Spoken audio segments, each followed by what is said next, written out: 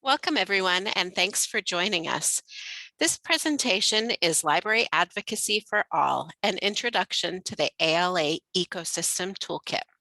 I'm Jen Alvino, past president of the Maine Library Association and the current chair of the Chapter Relations Committee. I'm also a member of the Committee on Library Advocacy's Ecosystem Subcommittee. I'm pleased to be able to introduce you today to ALA's Toolkit, One Voice. My colleague Rachel Minkin will be joining us as well. Rachel is a member of the ACRL Leadership Recruitment and Nomination Committee and is Assistant Dean for Faculty Engagement at Michigan State University Libraries. Next slide.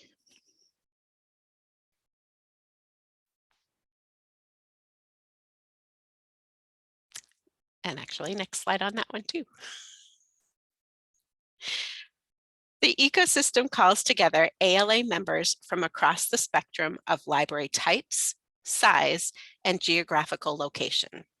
Let's look at how this works and some examples of ecosystems in action. Next slide. So what is an ecosystem? It's one voice for advocacy. This graphic really says it all. When all library types speak together, the impact is stronger. This can be at the state level or more locally around library board or school board elections or ongoing awareness. Each library type does have a somewhat specialized niche, but these are really facets of a larger effort to support the information management and access needs of the entire population. Next slide.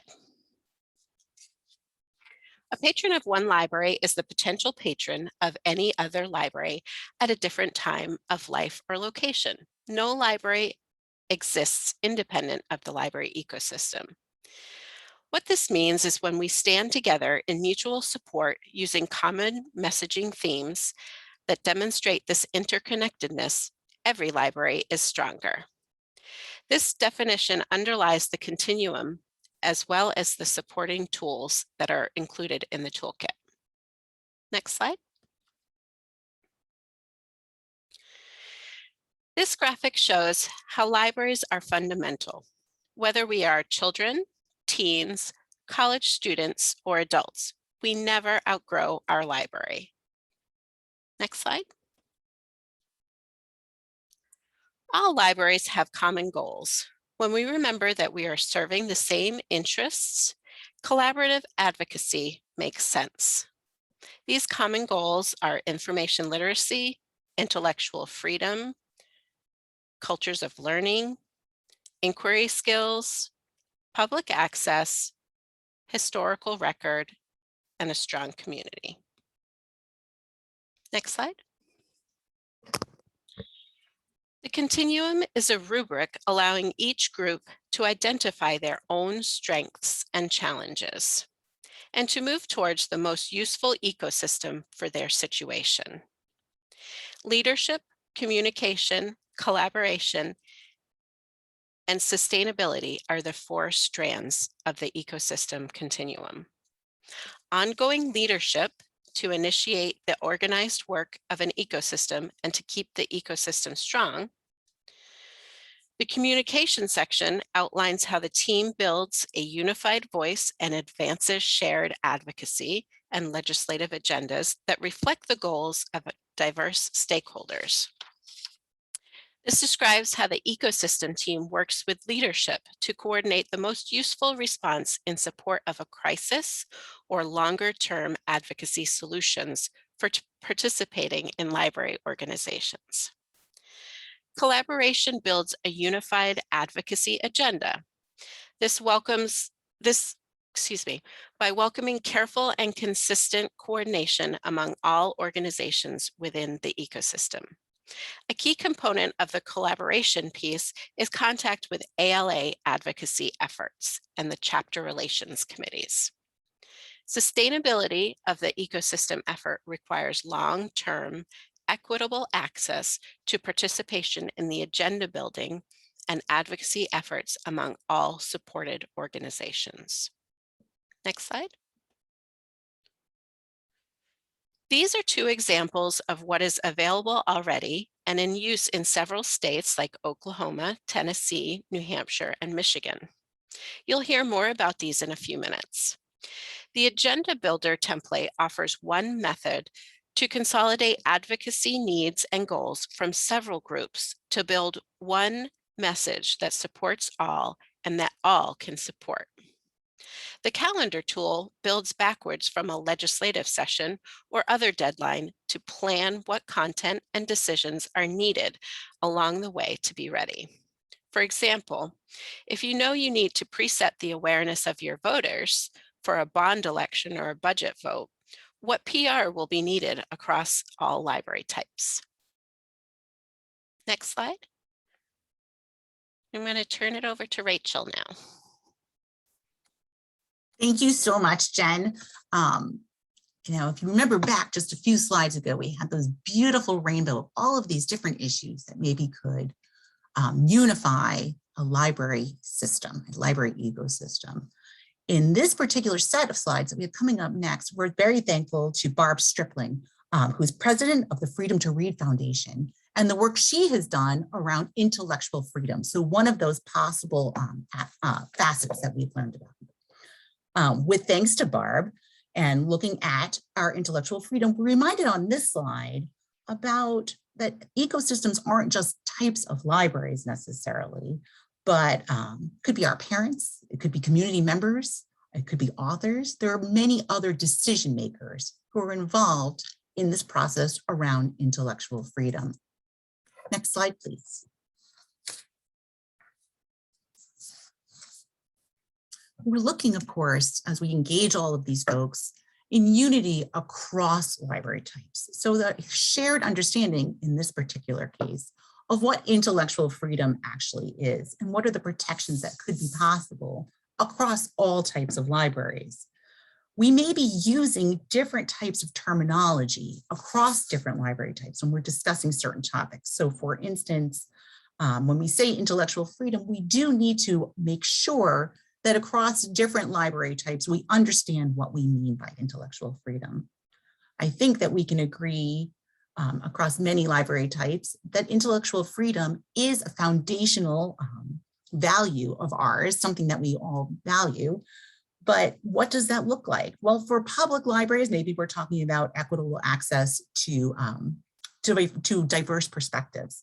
Whereas in an academic setting, maybe we're looking at a support of academic freedom. And at the state level, maybe we're looking at equitable access to resources. So when we say something along the lines of intellectual freedom, yes, we all agree on intellectual freedom. We really do need to check within our ecosystem, are we all speaking about the same thing? Next slide, please.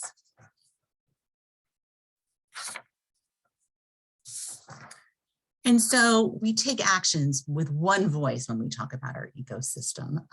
Jen had mentioned that earlier. We're looking at taking action with one voice through communication, and that could be amongst the different libraries in our ecosystem, but it also could be outwards to our stakeholders as well. And we're going to talk a little bit more about stakeholders in just a bit. We're going to look to see who those community members might be. When we do speak with one voice, we might be doing it through advocacy in a particular case. For instance, in intellectual freedom, we are supporting intellectual freedom and also combating censorship, which is sort of the flip side of that coin. We're talking about making statements from all different organizations, all different members of all of those organizations through the ecosystem. We're talking about publication maybe of author interviews or op-eds in local newspapers that sort of push this advocacy and one unified voice. We're talking about evidence-based presentations to decision makers, perhaps in our legislature. And we're talking about unified members of the actions along the members of our ecosystem. So within each library, who are those frontline folks who are speaking with the public day in and day out? We are, apologies. We are looking at what sort of collection policies may impact how our users see intellectual freedom. We may be talking about challenges that are coming from within and without the state also as well. Next slide, please. So, whoops, one back slide, please. Thank you. Oops, forward one slide. Thank you, perfect. As we talked about just for the moment, we were just discussing that we were battling censorship and supporting intellectual freedom, and that may look like different models depending on what type of library you're in, and therefore we may be looking across library types in order to learn from each other. Next slide, please. So we're going, yep. Whereas we advocate using this ecosystem, what does that start to look like? Well, Jen will work through a model with you in just a little bit, but really the concept is that you pick an issue. In this particular case, we were using the slides from Barb Stripling, which gave us a way to think about this around intellectual freedom. But once you pick that issue, and it could be any of the other common goals as well, what is it that you want your community to know? It could be part of the issue, maybe it can't be the entire issue. Maybe you need to like attack a subset. You know, it's great to be optimistic, but you know, be realistic as well. What can you solve, or what can you at least impact? It may be good to think about what ways would you creatively collaborate in order to get word out about this particular issue, for instance, intellectual freedom. And what sort of content does your community need to support those endeavors? And how do you spread that? So for example, you know, although we like to think of ourselves as savvy with Instagram or Twitter, many of our community members may not be on those systems. So what other way do you push out a message? And so these are things to think about. Next slide, please.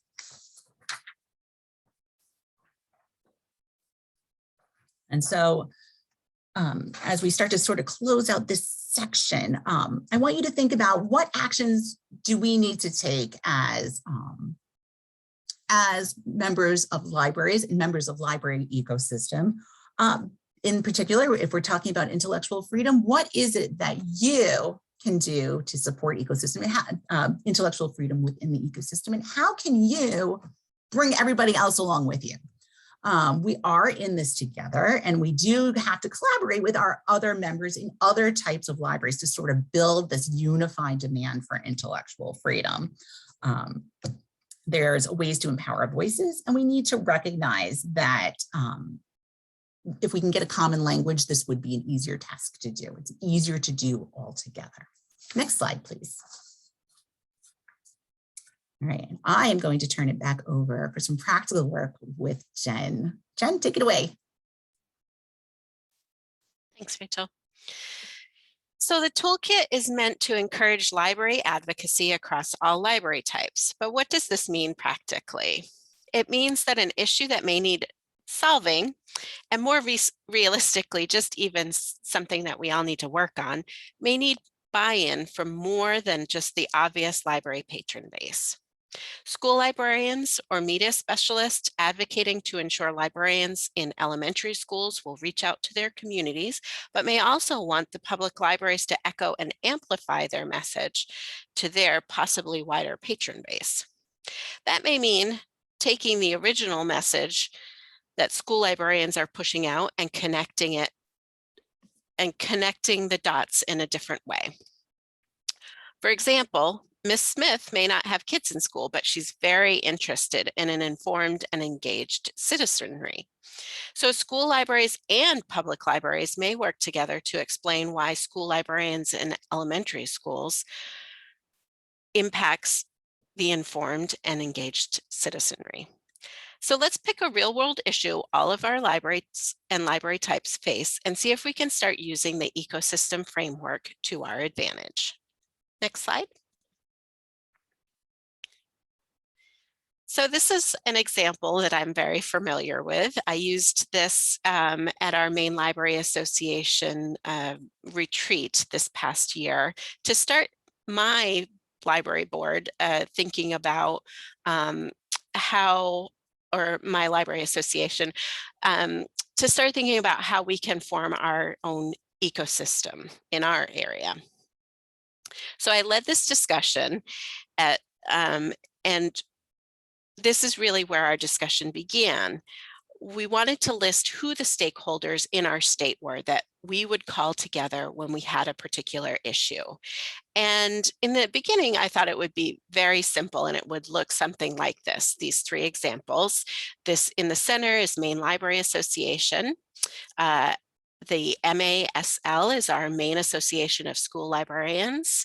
NELA is the New England Library Association, and then MSL is the Maine State Library. But as we really sat down and started talking about it, the graphic looked much different. Next slide. So as you can see, and this is a very rough drawing of my chicken scratchings, but this is a lot of potential partners. So when we really sat down and gave thought to who we could partner with if we needed to advocate around, you know, better wages for our library staff, or budgets and things like that.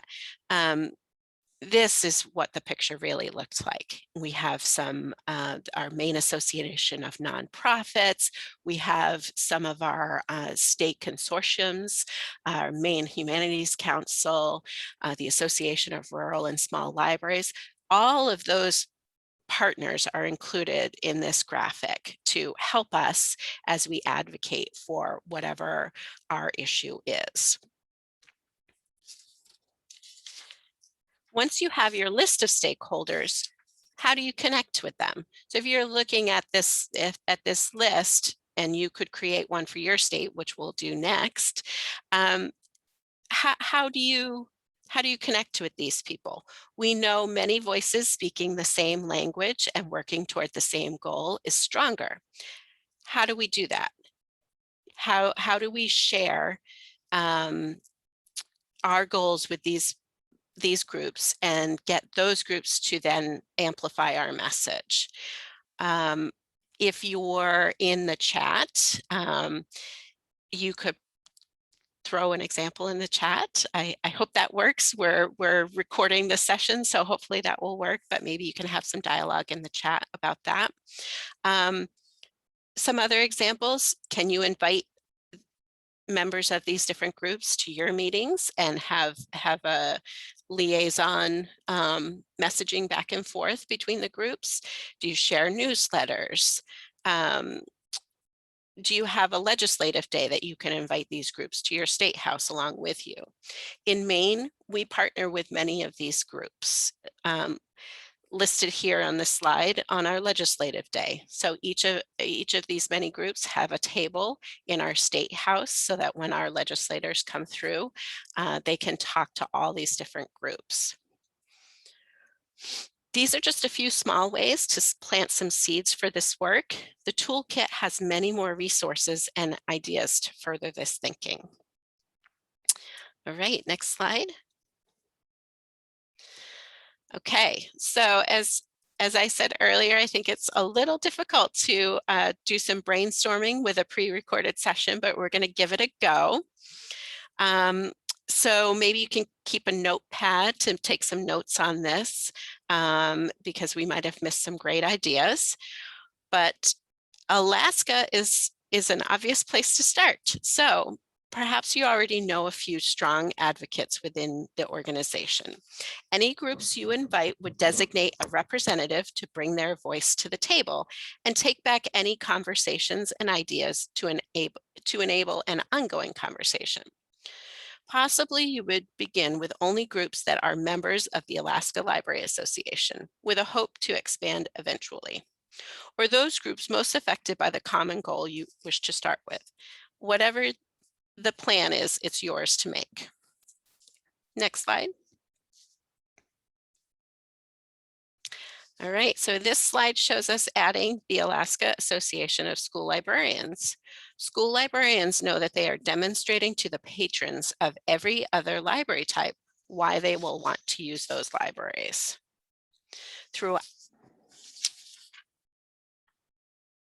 They also know that they want to collaborate with those library types to speak with one voice of advocacy. Next slide. So this is adding the public library roundtable. Public libraries are also on the front lines with the public. They want a strong library ecosystem, reminding legislators and the public of the importance of all libraries in their communities. Next slide. So this is adding youth services roundtable. The youth services librarians work with all library patrons of the future, but they need the ecosystem to strengthen them, especially in current times with censorship episodes on the rise. Next slide. The Alaska State Library. Your state library is an essential partner in the ecosystem effort. Think of all the ways it supports all library types and all of the knowledge of how to work with legislators and other statewide groups. Next slide. Alaska has regional chapters. Including their representatives on your ecosystem committee brings every region a stronger sense of ownership in the agendas the ecosystem compiles. Next slide. The Juneau Friends of Public Libraries. Many public libraries have friends groups. Including 1 or 2 friends groups as partners in the ecosystem will ensure that their voice is represented and is likely to help other friends groups also appreciate what the one voice idea brings to all libraries. Next slide. Trustees. Trustees are another often untapped source of both ideas and energy. As strong community leaders who also have the best interests of their libraries as priorities, trustees bring a different perspective to the ecosystem table. Next slide. Anchorage Library Champions. The Anchorage Library Champions are an example of a community group that can support the library ecosystem. Their mission, believing that free public libraries are essential to our community, the Anchorage Library Foundation works to promote, fund, and support the long-term vitality of the Anchorage Public Library. Next slide. Tribal libraries. Always include tribal libraries and any others that focus on diverse communities within your villages, towns, and cities. Next slide. And some other examples, vendors and authors. I think this slide really shows the breadth of diversity of groups that you can have in your state. You may not be able to include every group directly, but maintaining seats that represent the various groups will strengthen your ecosystem. Looking at this completed brainstorm, realize that we made it from quick web searches. You are the Alaskans who know the librarians and stakeholders in your state who are likely to subscribe to these ideas immediately. There's no need to begin with all of these represented. You could start with low-hanging fruit to build a solid foundation that will remain sustainable as it grows in both membership and effect. Use the continuum to plan your approach. You could do the chicken scratchings approach like I did in Maine and just start small and just really sit down and think of a couple other groups and some ways that you could connect with them. Each of these groups and any others that you invite would designate a representative to bring their voice to the table and take back any conversations and ideas to enable an ongoing conversation. Possibly you would begin with only groups that are members of the Alaska Library Association with a hope to expand. The plan is yours to make. Thanks. Rachel? Thanks, Jen. Would you go to next slide, please? So Alaska, there are many, many, many places where you can look to see how this might work for you. Jen mentioned Maine and the work that she's doing and a great brainstorming session, which yes, we did off of the internet, but imagine you being there and in situ, I can imagine only great things. But these states too are also doing some great stuff up there. Now, from this presentation, you're seeing the outlines of the states, and I'll tell you a little bit about what's going. But later on, when you have a chance to look at this presentation on your own time, you can go ahead and click on these links, and you'll learn a little bit more about what's happening in each state. Our colleagues in Utah are just started independently in the face of broad intellectual freedom challenges. United, there's a link here to the Utah Library Association announcement of a lengthy press conference. There's links included, which include representatives of all of the participating organizations. Michigan, my home state, has posted a series of videos to the 2021 State Advocacy Day page. We do have State Advocacy Day every year, and last year's videos are, the 2021 videos, are still up, and we're getting ready to do the 2022 videos. Our colleagues in Virginia have enjoyed a collaboration between the Virginia Library Association and the ASL, led by Virginia Library Association Executive Director, Lisa Varga. They have co-seats, so they sit on each other's councils. Our colleagues in Tennessee have faced a series of intellectual freedom challenges beginning in spring of 2021. And we're going to look a little bit more at these. They've successfully collaborated informally at first, but getting more organized across library types for several months, and have now formalized into the Tennessee Library Ecosystem Committee to sort of ensure that sustainability. And our colleagues in Oklahoma are working collaboratively to get ASL National School Library Standards approved through the legislature. They are continuing to battle some really tough intellectual freedom discussions and censorship issues as well, but are pulling together to see how that they can best speak on behalf of libraries.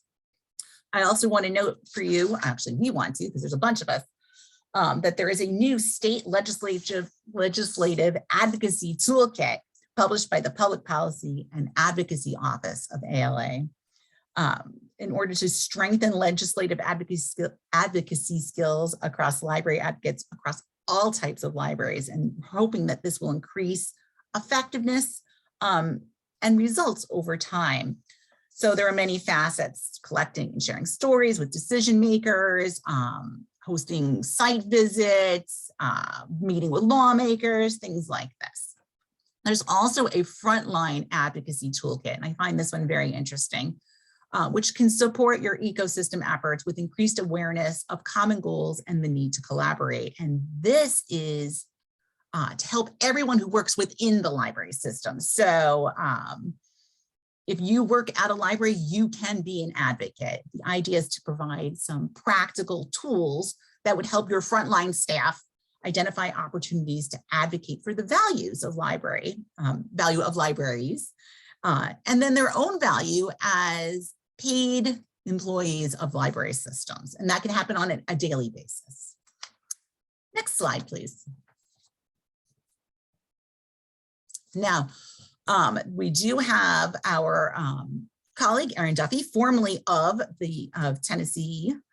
She has now since moved out of this system, but she's provided us with links to several of the TLEC's system for working together to deal with LGBTQ issues. There are videos, and actually, if we could go to the next slide, please.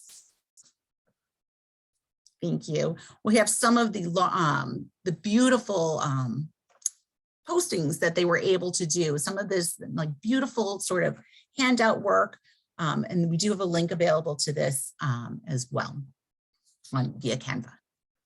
As you can see, Erin's group worked closely on anti-LGBTQ content bills. They were trying to fight against that, fighting against censorship in school libraries in general. And you could see in that bottom right-hand corner there, how all of those library groups came together. Looking at that idea for school library coordinator, they were fighting to keep school library coordinators in state schools. Excellent work from our colleagues in Tennessee. Next slide, please.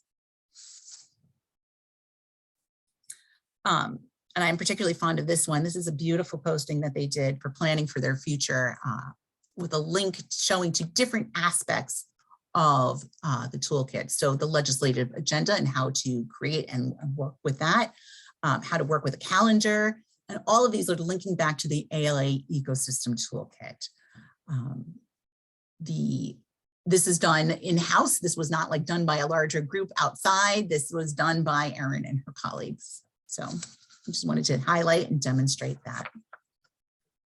Next slide, please. So all this to say, there's so much work to be done, and it's not theoretical, right? All of this is practical application. You have previously, if you've sat through this, maybe you watched Jen as she crafted a model of what the ecosystem might be in Alaska.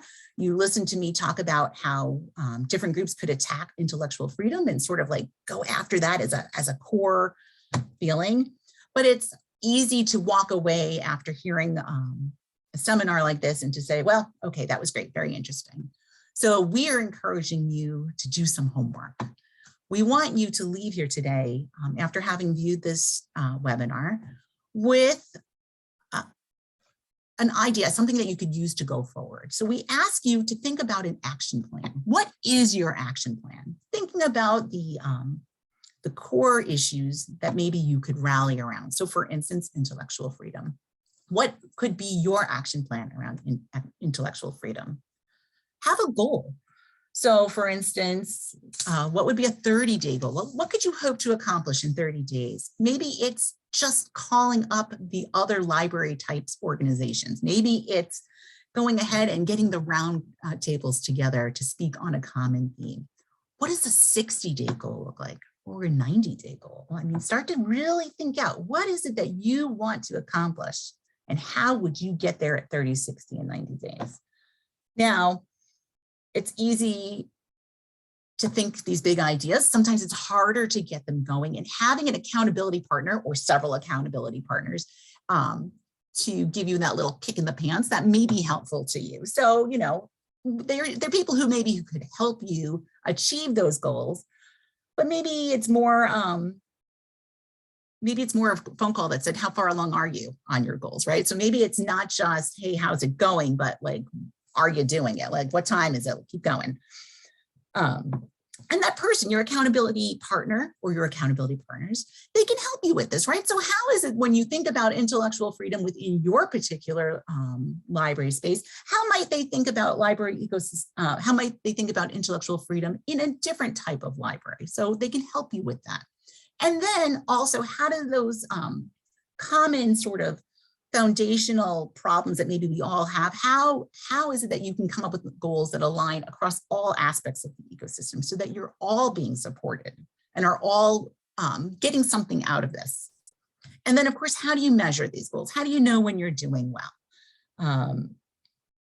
Think about these things ahead of time and start to craft them, write them out, get your accountability partners and work together on this. Now, next slide, please.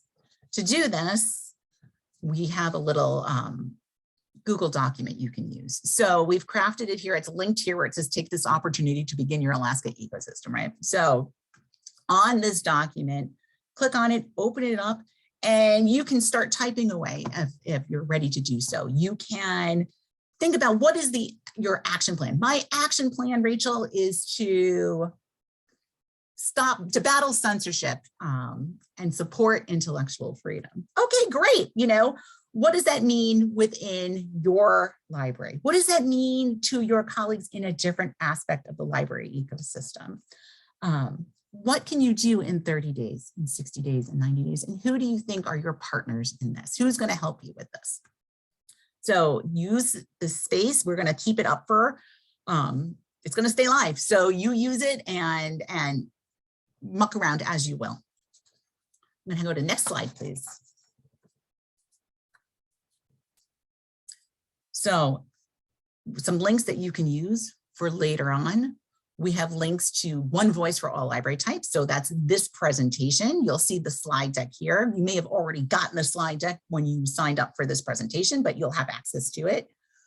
You're going to have access here to One Voice, Building a Strong Library Ecosystem. This is our website through ALA.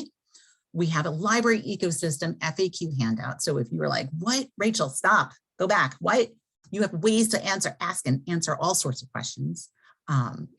We have our Together We Make a Difference webinar that we just did back in December. It seems like a million years ago, but it's really not that long ago, folks. But please go ahead and check that out. It's up on our website.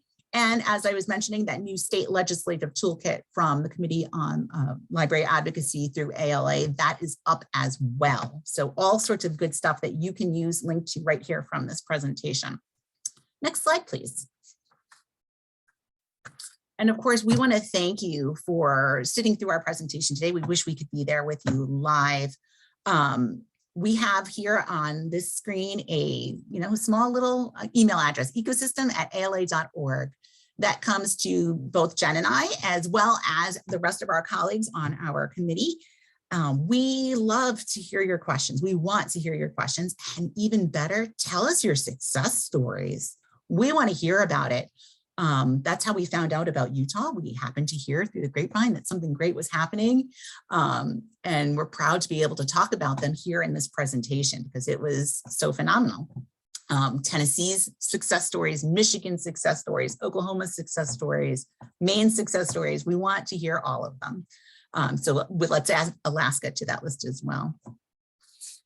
Next slide, please. And just as a reminder, in case you were like, no, Jen, I need to talk to Jen, or no, I need to talk to Rachel, here's our information again, one more time. You can reach Jen at her email address listed there, or you can reach me at my email address listed there. And we would love to hear from you. We look forward to it. Thank you so much for joining us today. Thanks, everyone.